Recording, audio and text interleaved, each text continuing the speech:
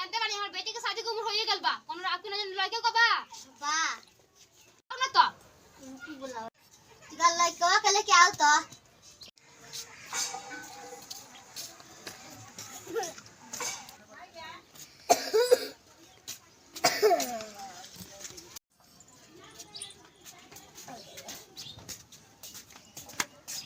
ये लड़का बा नहीं तो लड़का का बाप लड़का का हेला बा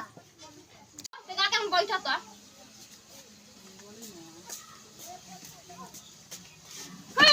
हम लेवा खाली मेरे को लियो हम तो नीचे मुंडे कहले ला लियो नाश्ता लेके आ तो अरे चिवड़ा कौन खाए वाला खान ला सकते जा कितना ले हो 15 रुपया एगो पाची गाड़ी आज